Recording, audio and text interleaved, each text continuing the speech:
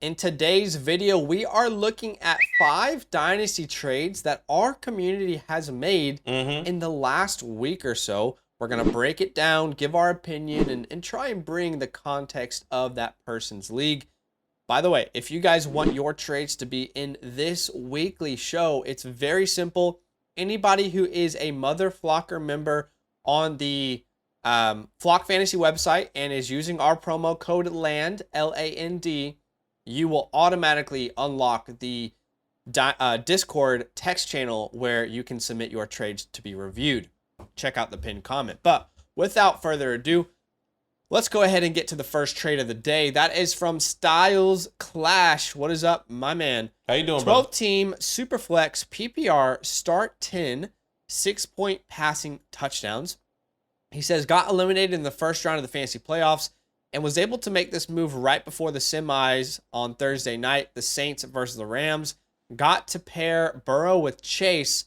Also have Stroud and Pickett, if he's worth mentioning, at quarterback. Bijan and A-Chain as my other main running backs, as well as picks 107 and 108 in 2024. So he is sending away Dak Prescott and Kyren Williams. He gets back Joe Burrow and Ramondre Stevenson. Let's talk this one out. Y'all know I have been notoriously not a Ramondre Stevenson guy. He didn't really lose his job. I mean, he just got injured. The concern is what's going to go on in New England. Like, they cannot keep operating this way. How long does Ramondre Stevenson really have to keep that sort of fantasy ceiling that he's had so far? How do you feel about this? I mean, Dak Prescott's going to be 30, but he is going to get a huge contract. He is 30 right now. Joe Burrow coming off, a poor year, but still a very good player. How do you feel about this? Yeah. And then obviously Kyren Williams, who is one of the most difficult players to evaluate and to really put a value on. Every time I'm clicking on, comment sections of Dynasty content, people are saying he's a sell. If everyone's saying he's a sell, is he really a sell? Yeah, it's tough right now for me.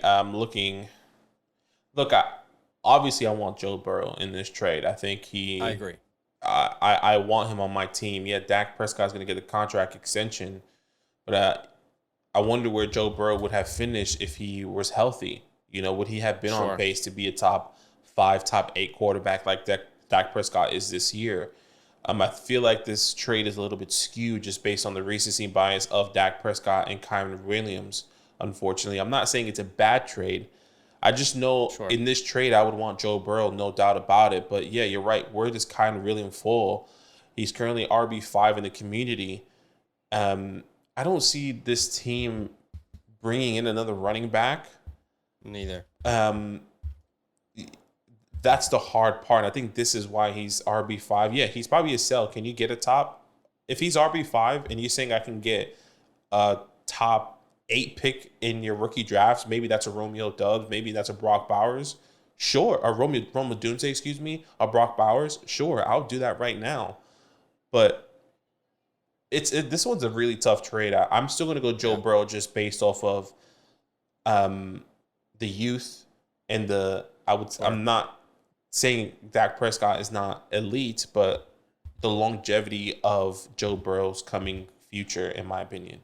So I hear you. I think initially you see Joe Burrow and you're like, damn, yeah, I like that side. I have to be honest. I am pretty comfortably on the Dak and Kyren side. That might speak more to my belief in Kyren Williams than anything. And again, I keep seeing on every Dynasty channel in the comment sections, people saying, Kyren Williams is the biggest sell. We have to sell Kyren Williams. We have to. And understand, because Sean McVay can turn most running backs into a special fantasy asset. But what if I told you Kyren Williams, who played 12 games, was on pace to rush for over 1,600 yards? He was 3rd in rushing yards, despite missing 5 games. He was 3rd in rushing yards in the NFL, despite missing 5 games. Was on track for over 1,600. That would have been clearly number 1, over 100 yards above of Christian McCaffrey. Of course, McCaffrey also missed time, so we have to keep that in mind. I'm just telling you how damn good he was. Right. He averaged 5 yards per attempt. 5 yards per attempt in the NFL is ridiculous. He looked efficient. He looked explosive. He's dynamic in the passing game. So I understand people are concerned about Kyren Williams. Kyren Williams was one of 2 running backs in fantasy this year to average over 20 fantasy points. I'll go further. He was one of 2 running backs in fantasy football to average over even 18. He averaged 21.3 fantasy points. That's the RB2 on a per game basis. And I guess people are saying to sell him because of Sean McVay's history, because they think someone's going to come and replace Kyren Williams. Respectfully, this is one of the weakest classes we've seen in a long time for the 2024 class for rookies. And why would they just replace the guy who absolutely dominated? It's not like he was fed, like, no disrespect to Rachaad White. This is not a Rachaad White situation where the efficiency is in massive question marks, and it's just all volume that's uplifting a player. This was one of the most efficient players at the running back position who handled a large workload. So I don't know, man. I liked Kyren Williams out of Notre Dame. Then he tested really poorly, and I kind of moved on. I wish I didn't move on. Still have him on some leagues, but I'm going to lean Kyren Williams and Dak Prescott. And like I mentioned before, I have no doubts that Dak Prescott's about to get a huge contract extension. There's only 3 years between Joe Burrow and Dak Prescott. People forget how old Burrow was coming out. Burrow is 27 years old. Dak is 30. So for me, I actually think I would take the Dak Prescott and Kyren Williams side, and maybe it's recency bias, but we're talking about the RB2 on a per game basis in 2023. I don't see any reason why they would personally replace him. And if you're talking on a per game basis, we're talking about the quarterback 4 in Dak Prescott. So yeah, I guess I'm going to lean that side. Look, it makes sense. Once again, it's not something that it's going to kill you, in my opinion. I think you still, and this is the styles, Sure. like this trade is not going to kill you. Like, don't think that we're saying this and you lost this trade tremendously. No. I don't think so either. I think if, once again, you traded for 2 injured players that didn't finish the season. This is why it feels this way, in my opinion. But look, anything can happen with Kyren Williams. Anything can happen. Like, I would just say this. I think the gap from Kyren to Ramondre, it's significant compared to Dak and Joe, is just it's astronomically different for me. No doubt about it. I would say this: if I had to do this trade over, and this was my trade myself, I'm happy to get Joe Burrow, and can I get an asset? Like, can I get another first, a late first, if I had to do it instead of Ramondre Stevenson? Can I get 2 seconds because of how valued the second round picks are coming into this year? Like, that's kind of the way I would have pivoted outside of trying to get Ramondre Stevenson. But look, I don't think this is a do or die. You still have the 107, the 108 coming into this year, and your running backs are Bijan Robinson and Devon. So it's still really good here. So I like Joe Burrow. It definitely makes sense. Yeah. All right, the next one is from Hand the Man, 12-team Dynasty Superflex, no tight end premium. Start 10. I have the 103 and 4 seconds in 2024. So he gets Puka Nacua. Somehow he includes Sky Moore in any sort of deal, in any sort of transaction. I would have thought at this point Sky Moore would be on waiver wires, but he was able to use him as well as a 403. Really, the piece is a 105 here, right? Yeah. Sky Moore is probably never going to start on anyone's fantasy rosters at any point in his life. But the 105, so that's what we have to decide, the 105 or Puka Nacua. And I really love this class, but I'm going to go Puka Nacua. I'm going to go the guy that just broke records, almost every record. Jalen Waddle's receiving record for a rookie. Jamar Chase's receiving yardage record for a rookie. I'm going to go Puka Nacua here, even though the 105 is very intriguing this year. What if that 105 had a name to it? Yeah, I thought about all those names, and I would personally still go Puka. Yeah. Okay. I love Malik Neighbors, but can I really put him right ahead of Puka before the season begins? I'm not sure. Jaden Daniels, there's question marks around these players. Sure. I'm not going to say like Marvin Harrison won't be better than Puka, but you also have to just think about that.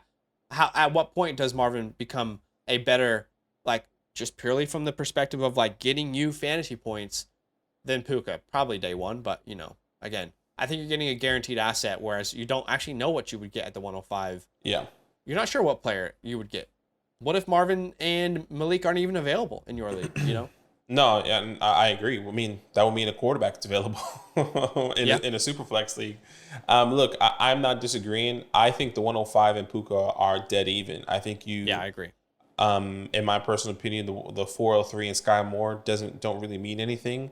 So that's why I asked that question, because you're telling me, not you specifically, but anyone out there, put Malik Neighbors to a team, Malik Neighbors to the Chargers. Are you still doing that for Puka? Malik Neighbors to a top contending team with an elite quarterback. That makes this trade really difficult. Sure. And we won't know that. We won't know that, obviously. But what if Marvin Harrison gets picked before the Cardinals and Malik Neighbors goes to the Arizona Cardinals? Sure. Still tied with a good elite fantasy quarterback there. So I say right now this trade's even with the 105 and Puka. Just really depends on who that 105 could potentially be, in my opinion, hand the man. Yeah, that makes sense. All right, the next one is from Crime Lord. He says, I'm buying in on Puka.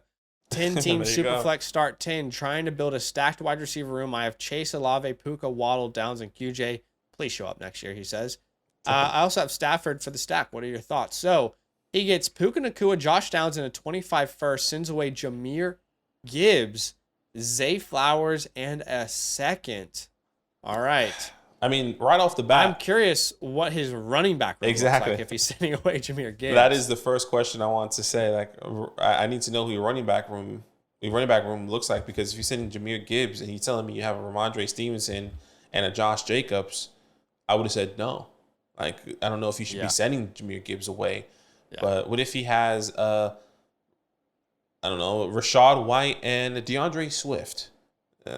That's still a little bit shaky. I still want to keep Gibbs, yeah. Yeah, like, I don't know. This is a tough one, and I feel like a lot of context is missing here. But looking at face value of what you're bringing to this team or to this trade, my initial thought is that I want Jahmyr Gibbs and Zay Flowers. I know Puka has been phenomenal, but I'm getting value here at the running back position. And Zay Flowers, we've seen him be of need, be of value here with Lamar Jackson. I think that's only going to improve going into the 2024 season. Does OBJ stay?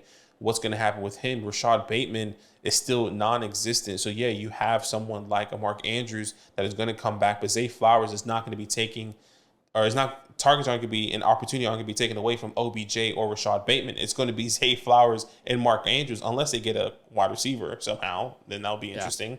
But at this very moment, I would rather have Jahmyr Gibbs and Zay Flowers. There's like 8 running backs I really want to acquire. And I'm not saying like that I have a solid list. I'm just saying like there's only about 8 running backs I really feel comfortable buying. And there's a lot of wide receivers I feel comfortable buying. And again, we say it a lot. I just think that speaks to how difficult it is to find a running back like Jahmyr Gibbs. That is a difficult thing to find. Of course, Puka Nacua just broke records, so we got to give him respect too. But you're definitely not replacing Jahmyr Gibbs in this draft. And some people would have him as their RB1. He's either RB1 or RB2. Just for the scarcity of that position and how difficult it is to find someone in Jahmyr Gibbs' position on that offense with his role, I think I got to lean the Jahmyr Gibbs side. But that is a very, very close call. Again, I'd really love to know who his running back room is, what it's looking like after that deal. Yeah, I would agree. Sparrow, what is up? Sparrow, by the way, just recently became a member, or at least we just recently set up the fantasy hotline for him. So shout out to Sparrow. Thank you for the love. He says, I just took over the team and am rebuilding. 12-team Superflex. Scoring is 4-point touchdowns. Full PPR. There's a tight end premium of 0.5. Start 10. The picks I got in the trade are the 103, 201, 211, 311. This team didn't have a first and needs a lot of work, so I went for this trade to get another quarterback for this team at the 103 other than Anthony Richardson and be able to hopefully get some decent players with the 201, 211, and a dart throughout the 311. So Okay. He sends away Breece Hall, Kirk Cousins, and again, he gets the 103. This is a super flex league, right? Yeah. The 103, the 201, and the 211.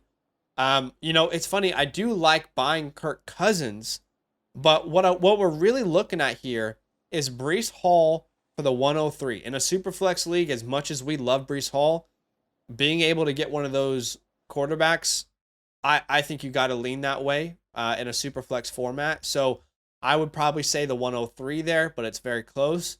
And then you look at Kirk Cousins or the 201, the 211, and the 311.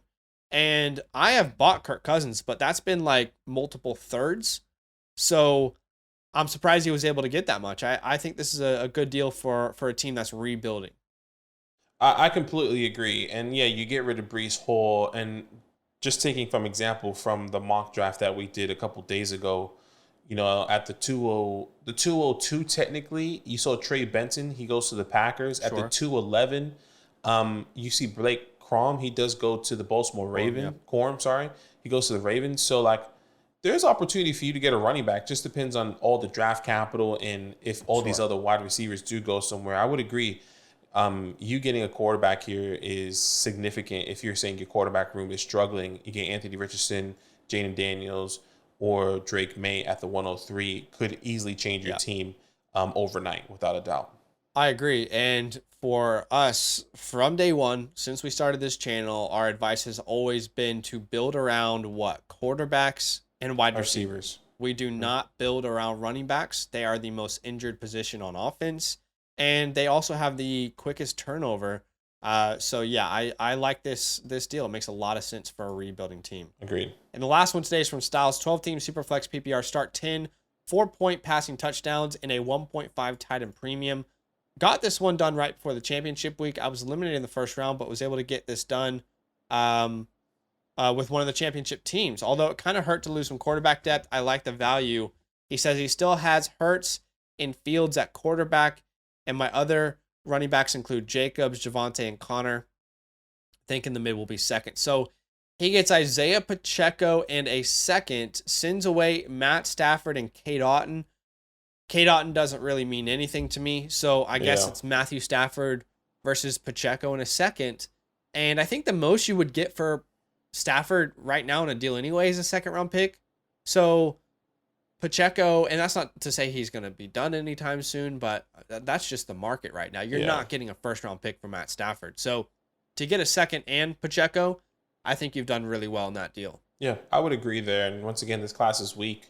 So Pacheco feels pretty comfortable going into the 2024 season unless they invest in a Joe Mixon or Josh Jacobs or whatever that looks like, whoever's in free agency going into next year or this year essentially now. So yeah, Pacheco in the 25 second feels really good. I will say Pacheco is not in that list of those 8 names that I really want to buy at the running back position. So I'm not opposed to selling him if you get like some sort of first round capital. But he's not a player I don't like. I think you got good value in this deal. But again, I'd be open to selling him if the right deal came along. Agreed. But that is it for today, guys. Again, if you want to get your trades on next week's show, check out the pinned comment down below. Drop a like. We'll see you in the next one. All love. Now that those idiots are done talking, who needs some rankings? Hell yeah, I need some rankings. Then use promo code LAND, L-A-N-D, for 30% off any membership at flockfantasy.com. Oh. It's so easy. Even your grandma could scan that QR code right there.